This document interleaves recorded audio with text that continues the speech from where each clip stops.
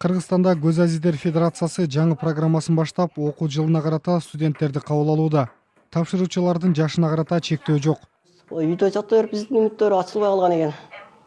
Анан бул жерде көз азиздер деле көзү көргөндөрдөй жашаса болот экен деп, мен ушу светофорлордон өзүм өтүп, өзүмчө бактылуу болуп кетем да.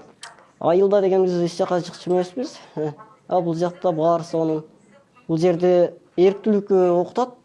Эрктүүлүк бардык нерсени жеңет экен да. Студенттер окуу курсунда бір ай ларюнде жазганды жана окуганды, компьютер менен смартфон колдонгонду, таякча менен өз алдынча басканды, тамак жасап үй жыйнаганды акысыз үйрөнүшөт. Андан тышкары чет тилдерди дагы өздөштүрүшөт.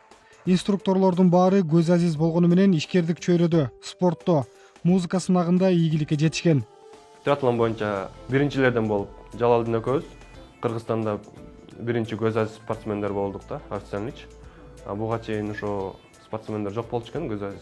Мен өзүм жөнүндө айта кетсем, мен өзүм жакында эле ошо биринчи чемпионатка катыштым. Бишкекте болгон индор деген болгон, международный чемпионат. Ошол жерге биринчи жолу катыштым. Андан мурун плавание боюнча же болсо чуркоо боюнча өзүнчө эле катышып аткам да. Андан кийин жакында эле триатлонго катыштым. Жалалдин болсо чемпионат Азияден 3-чү месттен алып келген ал, бронза. Триатлон боюнча 2017-жылы Филиппинде болгон да. Өзүм ошо жогорку билим алгам, анан өзүм кесибим ырчы. 2016-жылы ошо Япониядагы Дүйнө Япония деген вокалдык конкурста 8 мамлекеттин ичинде кадимки эле адамдардын арасында, алардын бардыгы мүмкүнчүлүгү чектелген эмес. Мен биринчиликти багындырып келгем гран-прини. Кесибим боюнча азыр буюрса кадамдарымды таштап атам, өзүмдүн концертиме даярданып атам. Дагы жакында ошо Японияга кайра барган атам концерт менен.